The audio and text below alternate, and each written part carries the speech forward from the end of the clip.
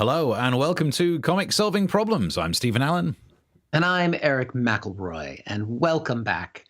It's good to see you, Steve, and I can see, based on your dress, that you are in broken father syndrome again. Yep. A lot of looking after the little lad. Yeah, that's what I've been up to. So, yeah, it's such a, I mean, for the longtime viewers of the show, and there are 4 of you, you'll have seen the degradation,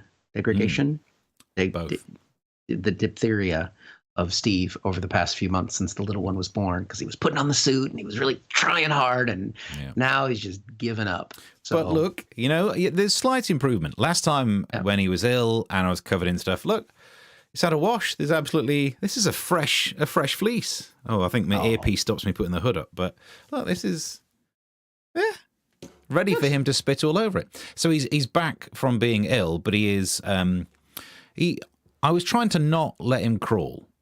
People they'd advised me, because you know what parents are like, and I've so far not become that stereotypical parent of just like always ever so advanced. Like I know that's not true. Yeah, normal distributions, all of that. And everyone was saying, "Oh, you'll hate it when they actually start crawling, because then it's a nightmare and they're running around all over the place." And I was like, "Brilliant! Then I won't teach him to crawl. He's never seen me crawl. I don't want him to learn by watching." So I thought we'd have ages, and now he's done it. He's standing up. He's walking along the edge of furniture. And for some reason, and this is what I don't understand, because he's only just turned 8 months.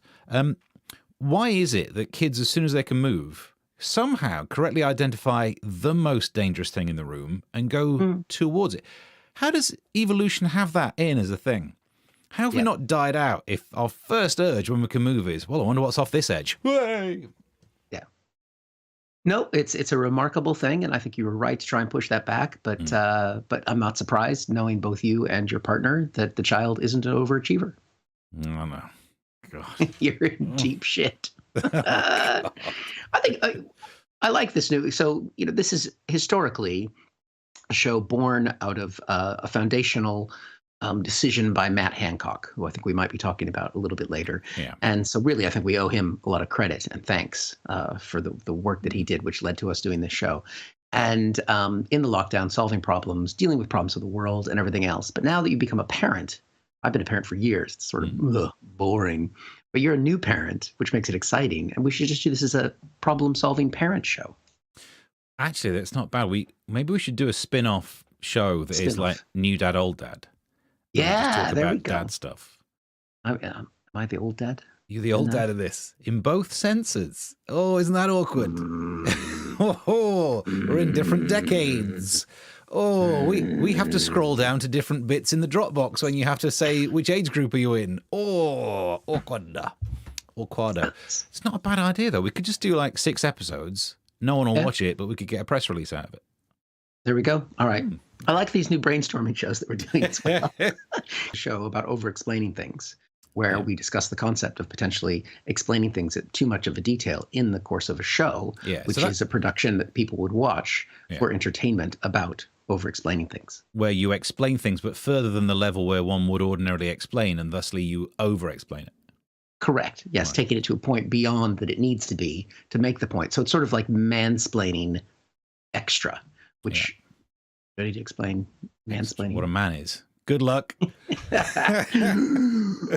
let's do that. That'll take off. God.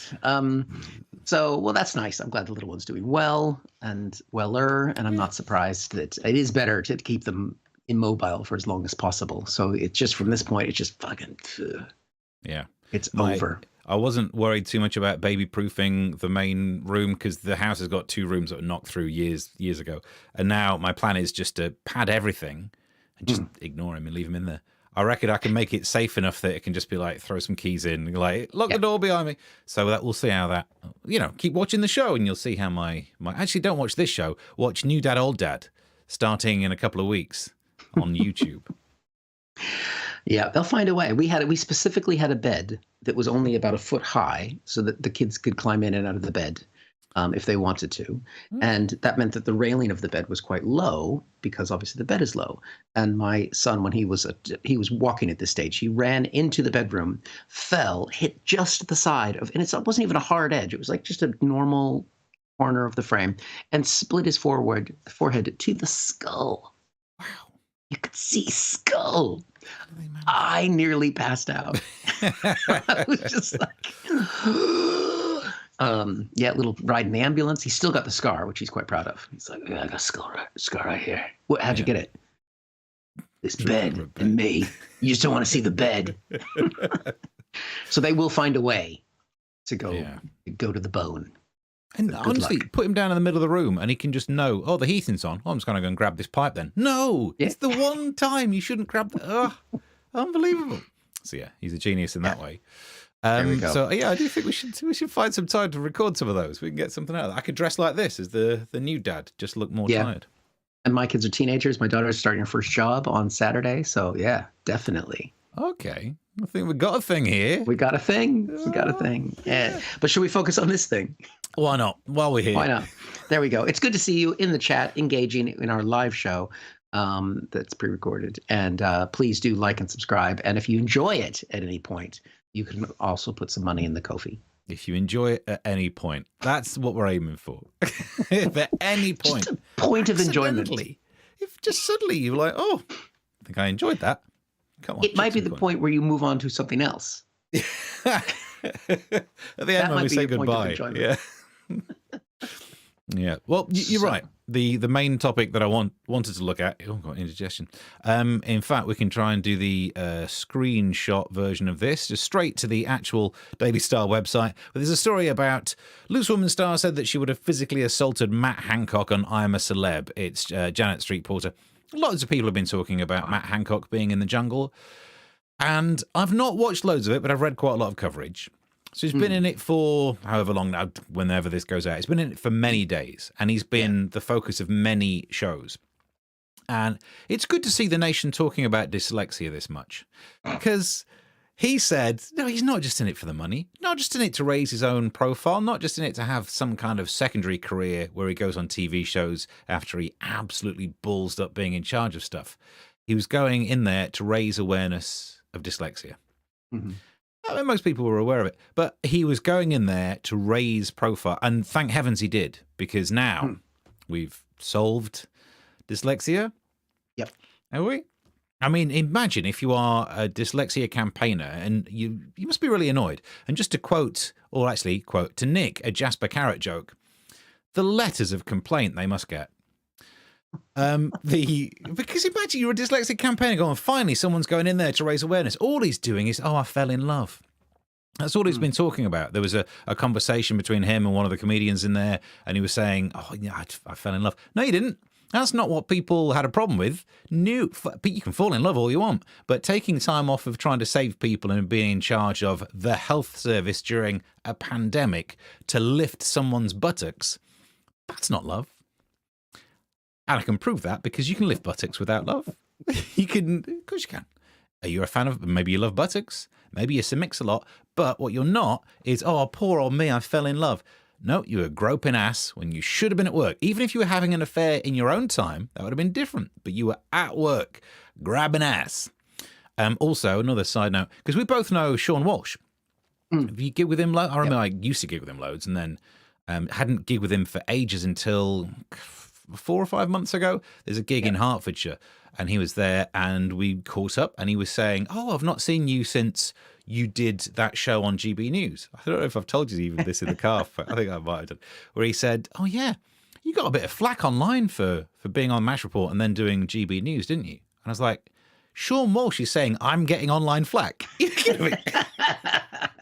What? No, I think have a look at, see what happened to you recently. I'm sure you wrote a couple of shows about it, but I think it's been really good for him because for ages people saw him as this bloke who just had a snog when he was at work, and they put him in the jungle with Matt Hancock, and now we all think, in comparison, he's the good guy out of this.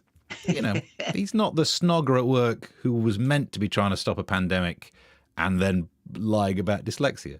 The other thing is that I've not watched the trials, but Matt has now eaten a camel's penis, a sheep's vagina, and a cow's anus.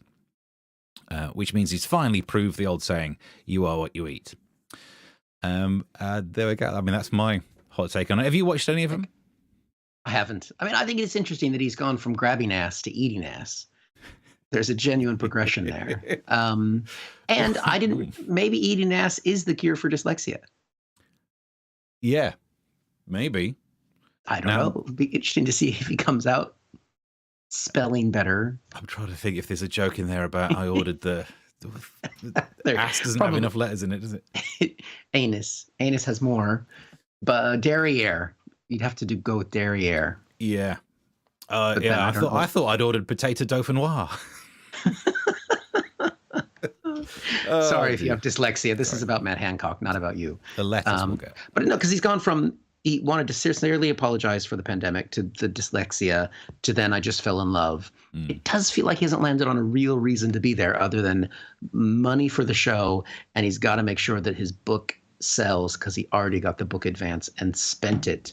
Yeah. Probably by mistake because he bought something online thinking it was something else because of his dyslexia. Or maybe I don't know. I mean, the dyslexia thing. If you're going on I'm a Celebrity, Get Me Out of Here to raise awareness of dyslexia, why on earth are you on Celebrity SAS, whatever that one's called?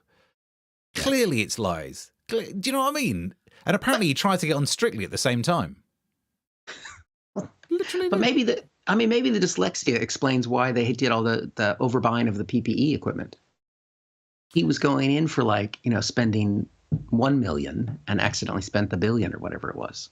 Yeah, that's only one letter out. That would explain it. Makes a lot of sense. It's just that could be the reason why. So you don't have any much sympathy for him? No. So you think dyslexia? Because I think it's more to do with giving contracts to his friends. Do you remember that there was the guy who runs the pub that was Matt Hancock's local was in charge of dishing out the little vial things? No, that wasn't about his dyslexia. That was about him falling in love. Oh, yeah, fell in love with that boozer. Yeah. I mean, look, why is the guy qualified? He runs a pub. So what? I'll tell you who's good with glassware. the guy who runs the boozer. No. So, yeah. And I don't have a lot of sympathy for him at all, really. I think it's disgraceful. I agree with the people online saying, oh, no, this isn't a jovial isn't this guy a bit of an arse? No, he is a terrible person and shouldn't be allowed to have a second generation career with this. I don't know if this is a uniquely British thing. I'm trying to think, because I don't watch American reality TV shows either. If American politicians, because you've got George Galloway went on Big Brother, didn't he? Yeah. Nadine Dorris, she was on I'm a Celebrity. I mean, so there's a trend of this. They're not usually. Well, she was a city member of parliament, but she's proven to be useless. Our mutual friend Lembit Opik was in the jungle. Oh yeah, Lembit was in the jungle. And yeah, I don't know if American politicians tend to do this. I think that they... No, it's the other way around, isn't it? You get presidents who were on reality TV shows. Yes. I think maybe this is the better direction to go. But it is wrong that he's a member of parliament doing it. I mean, if I was a constituent of his, they voted for him, so they deserve it, I suppose. Yeah. Yeah, it's bad that he's not there, but also at least he's not there. It's a double-edged sword. I get that. More of his constituents will be alive today because he's eating anus. Oh, he's eating anus. It really just feels like things have really improved in terms of what he gets up to in that office. It's a good job they turned the webcam off. The other thing we didn't mention is that he was bitten by a scorpion. Oh. Yeah. So. And did the scorpion die? No, sadly. I was reading the story. It said he received immediate medical attention. I thought, that's fucking ironic. A medical system that is expedient. There's an idea. So, yeah, don't get me started. I say don't get me started. We've just done 7 minutes on it. But, yeah, I have an issue with this guy being in the jungle. Well, just that jungle. He could be in a different jungle, and I wouldn't give two craps. But this one where he's on TV, I'm less keen. Yeah. Definitely. He needs to be in the concrete jungle. Yeah. Just like a jungle gym or Rumble in the Jungle. And he needs to be playing jungle music anywhere where he's just not having a successful career would be delightful. I think that's definitely going to happen. Although we'll probably see him on the comedy circuit soon. God. That's so interesting. So Janet Street Porter said that she'd physically assault him. I don't know if she would or wouldn't. But if you saw Matt Hancock at a gig, I honestly don't know. I wouldn't hit the man because he just received medical attention quickly again and I'd get more annoyed. But would you actually go up and have a word and be like, oh, hello, nice to meet you. I'm Steve. I used to have two parents, and just bring it up. I think I probably would. Yeah, I guess definitely have a good cause and case to put forward, especially because of the way your dad got COVID in the nursing home when they should have not gotten COVID and all those kinds of things. So yeah, I'd say I would feel like I've just become too British and I'd be just mumble my way out. If he does start doing open spots, can you book him and then book me in the same gig? Definitely. Let's film it definitely. for on new podcast, These Two Dads, or whatever it's called. I'll send him, while Twitter's still running, I'll send him a tweet that he could come and do a gig on the 4th of December. So save that date in your diary. I'll tweet him now. So, should we talk about some actual good news? Is there good news in the news? There's a slight thing that's happened. America has managed to stop fascism for the moment, which was a significant problem. And I do say for the moment. I can't remember where we were at with our updates last week, but the United States Senate has been secured for the Democratic non-fascist party, again, fighting the tide of what was meant to be the red wave, where the Republicans were going to take over the Senate. That has not happened. In fact, we've gained a seat so far. And House of Representatives, where historically the party in power loses 30 or 40 seats, it is neck and neck. And at the point where this has been recorded, it could go either way. There's positive. Some people are saying the Democrats could even keep the House, which would be just like it'd just be unbelievable. It would be like a former health secretary resigning in disgrace for grabbing some woman's butt, getting caught on camera, and then him still being in his job, and then him ignoring his job to go be on a television show and getting paid £400,000. It would be that impossible. I mean, that sounds impossible, but if you compare that to Gavin Williamson, who's resigned 3 or 4 times now, aim for the stars. You can go much further. But it is unprecedented for the House for it to even be this close, because the Democrats were supposed to lose 30 or 40 seats and they haven't. So they still might not hold on to the House, which is not ideal, but it's not the end of the world that it was going to be. So I don't know if you've prepared this clip for us, because a couple of, not last week, maybe the week before, but maybe the week before that, you made a prediction about how bad it was going to go. And I think the British correspondent on this show said, I don't know, what about all the abortion-y stuff? And you were like, no, it's looking really bad. And the Republicans are going to do a lot of making up some ground here. We've got that clip of me being right. Have we got that ready to play? Yeah, that clip doesn't. Got that clip of me being didn't get that. I don't think. I don't recall. Getting that right. I don't recall. I think that's when you were in your baby haze. I think you were a little delirious there, and you're remembering it wrong. I think I was the one predicting that the Democrats would hold both houses. No, I think in terms of being good at guesswork, that's me. I always like to claim guesswork. Retrospective guesswork, that's where I'm hindsight. That's where I do my finest work. I do have to say, the people that were guests on my podcast, American Exchange, please check it out. They tended to predict that the Democrats were going to do well, but then it was just in the last 2 weeks where the punditry really turned and it sounded like it was going to be dire. So if I was in a dark moment then, maybe I would have given a negative assessment, a negative opinion. But I still think you're misremembering. So you're blaming your podcast guests for you predicting this wrong? No, I'm saying they were right, but then even a few of them towards the end where everybody was starting to get really negative. But then it actually has come out really positive because I'm a liberal. Of course, I'm self-loathing. That's part of the job, isn't it? That's part of it. Is that what you think it is? That because the Trump candidates the Trump-backed candidates did particularly badly, didn't they? So do you think it is more of the, I don't like paying tax, but I really don't like having my vote eventually removed from me?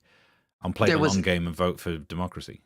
Yeah, so both sides, they've got their camps that are always going to vote for Democrats, always going to vote for Republicans. But there still is a weird group of people who are independent in America, or claim to be, and they broke heavily for the non-fascists. So they definitely took, and the fact that all of the Trump candidates were obsessing about 2020, elections tend to be about the future, and arguing over the election that you lost 2 years ago didn't really work with people, even if they felt like there was, things that weren't perfect about that election.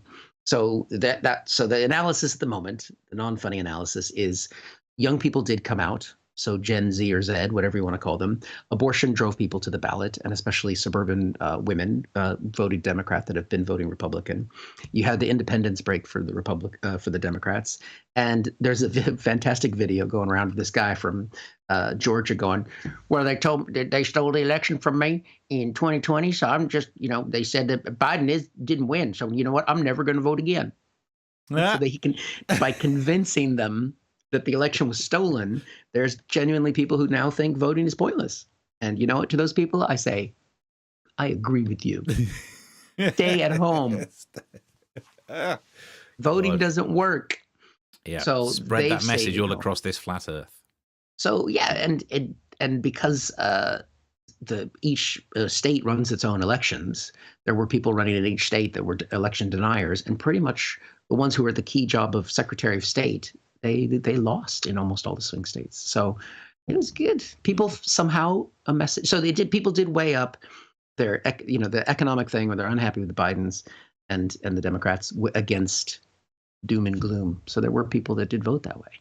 I don't understand why people are anything other than an undecided voter. Because if you're a decided voter, if you're that tribal, no one's coming for you. No one's trying to offer you anything. It's always the undecideds that people are interested in. It's all, be the, oh, well, no, persuade me. And I think the best example of an undecided voter, I was reading about I can't remember his name. It's something like De Pepe or something. The guy who hit Pelosi's husband with a hammer. Oh, yeah. Apparently a member of the Green Party. That really is quite undecided, isn't it? That's someone who could swing both ways. Has green politics, but also wanting to hit Pelosi's husband politics. That's quite a wide range of political views in one man there. Well, you can go back in this show, you can go back in my podcast, and you can see me saying many times that the Green Party is pointless.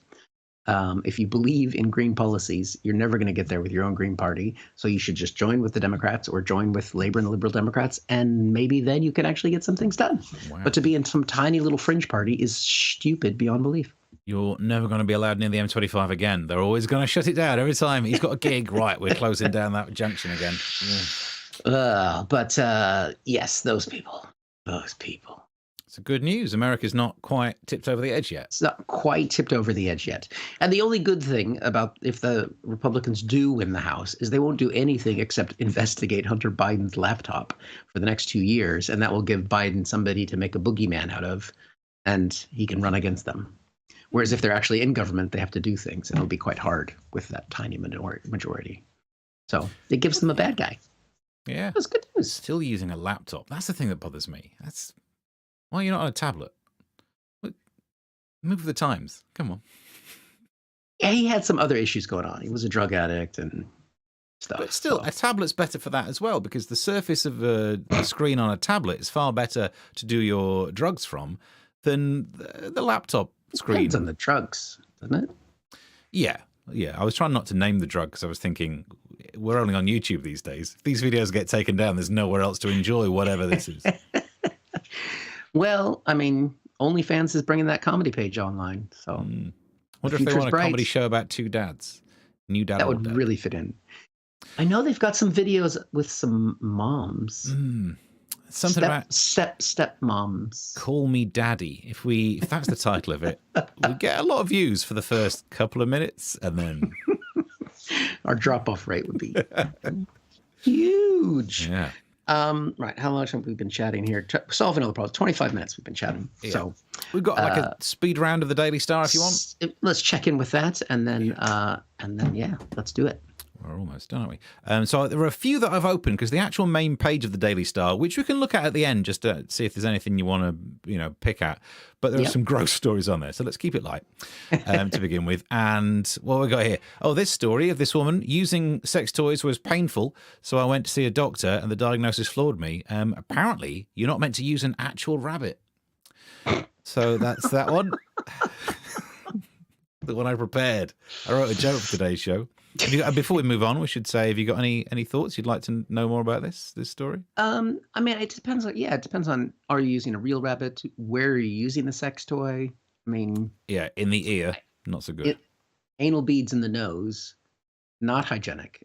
I mean, because you could do that trick where you pass through one nostril to the other, and then That's what the sound they make as well. You Yeah. use anal beads. Brrr. And then if you do that trick, this is if you were doing it on stage, you'd do that and then go, sweet corn. This is why you shouldn't get me to write your show. So there we go. Fenella Fox. Got to be a made-up name. Come on. There you go. So we're up to happy date. there. Yeah. I don't really think there's. Wait a minute. Fair enough. And yeah, we're up to date. Well, I don't think there's much else to find in that story. So there's this one. Bake Off's Paul Hollywood engaged to barmaid girlfriend after quiet proposal, which, I mean, nice. Insert joke about soggy bottom is the main thing in there. That's why they're made for each other. I like the idea of a quiet proposal. Like he just whispered it, just leant in and went, yeah, I want to get married. Which I think now we're getting some of that ASMR money as well. But he's had quite the relationship history, hasn't he? He's had flings left, right, and centre. This chap. It's what I don't get about it. And I'm sure. Hopefully there'll be a picture of him on here. There we go. Look, he's an attractive chap and all that, but he's a baker. What am I not understanding? I used to watch Windy Miller on whatever that was. You know that. Do you know of Windy Miller from Campbellwick Green? I barely know who Paul Hollywood is. Okay.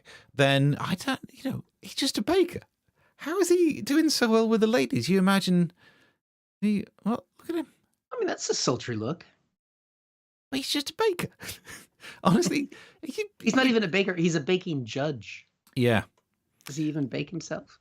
I mean, I know there are many women who are just interested in the dough.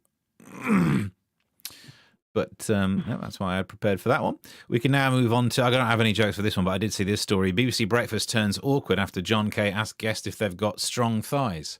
Which, you're running out of questions as a host. I've done many an interview, but I've never, I've chatted with Lembit Opik on the old radio, and at no point did we ever go, how are your thighs? So, is that what you do on your podcast? Talk about the thighs? Yeah, but usually it's in relationship to chicken. Oh, that makes a strong thigh. It's going to be, flavorful. You a thigh or a breast man? It's the final question on the podcast, isn't it? The usual. Yeah. Well, because there was a version of the joke which I stopped doing because Spencer Brown just had a way better joke, and also mine was just offensive. But mine used to be about the analysis, the comparison between KFC and the cliche about what men find attractive. Are you a breast or a leg man? I prefer the bucket, was my joke. But he just had a nicer one where he actually went, oh, vaginas. And then he had a tag where it's like, I think there's a little bit of that in the something. On to the next one. I think he stopped doing stand-up, so you can just email him and say, can I have it? Go back to you, because mine, but there was no nuance to my earlier one, wasn't it? It was just like, these are words which are related to chicken, which also could describe a body part. Yeah. I was young and I was writing silly jokes. He was young. Yeah. Silly jokes. You've stopped all that now. Because now you're old. Now I'm old and doing jokes about, you're not meant to use a real rabbit. Imagine where she put the batteries. Yeah. And then if it's for luck, it's rabbit's foot. Yeah. There's what can we do here? We could do this. Oh, this one I'm not sure about. Britain's worst hotel, where customers report blood-stained holes and rabbit droppings, which makes me think that woman's been in there. And this is the one. Dr. Death Scientist wants his do-it-yourself death pods to be installed in UK city. His 3D printed assisted suicide pods could be coming to the UK. This is in part terrifying, but also if 3D printers are anything like actual printers, no one's going to die. It's just brilliant. We're going to live longer, if anything. Just more people spending time going, I don't know why it won't. Apparently it's disconnected from the Wi-Fi. So if you've got anything, we could just go through that main page if you want to see the main Daily Star thing.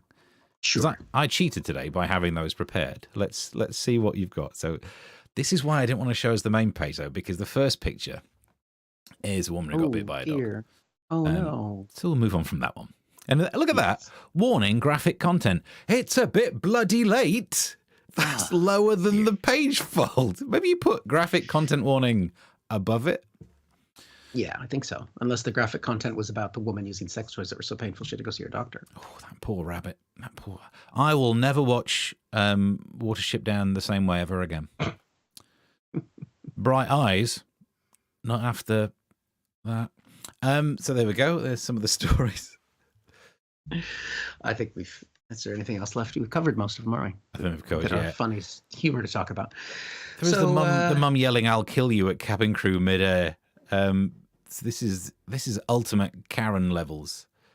I don't really fly anywhere because I can't be bothered to do foreign gigs anymore. But most videos seem to be people just getting angry on planes. Yeah. It's why I don't want to fly. I know you've gone back to your motherland a few times. It just doesn't seem worth it. Because when it just used to be videos on tubes and trams of people getting aggressive, at least you could get off. But no, this is what I don't want. You can't just step outside into the smoking area. The problem is domestic U.S. flights are kind of like taking whatever the bus is here. What's the cheap bus? Megabus. They're like Megabus, basically, except obviously you can't get off. And midair, unless you can technically, it's not impossible. I mean, it is difficult because of the pressurized cabin. And I know some science things as well. Hard to open up the lever. More successful than that 3D printed death pod. But that's what they're miserable. They're miserable. The seats are hardwired. They're plasticky. You know, there's blood. There's rabbit droppings. It's not pleasant. I don't know. Sounds right. I'm from Mansfield. I fell blend right in. So yeah, I think we are. We've done our half hour of entertainment. We've done half an hour. Watch out for the new podcast coming soon to wherever does podcasts. New Dad, Old Dad, or Who's the Daddy? That's not that guy. Should we call it that? We can debate who the father is. Yeah. And then we can do live DNA tests on air. Yes, we'll definitely think about that. And this will be coming out. That you're watching this on a Tuesday or whenever you watch it. And we'll be back, I think, next week. Yeah. Yeah. Why not? Or whichever comes first. You're broken. I love it. Right. Well, enjoy your week, everyone. And hopefully you won't have any problems that can't be solved. Yeah. Till next time. Bye. Bye. Thank you for watching this from Comic Solving Problems. And if you feel like it, go ahead and like the video. Or subscribe. Commitment.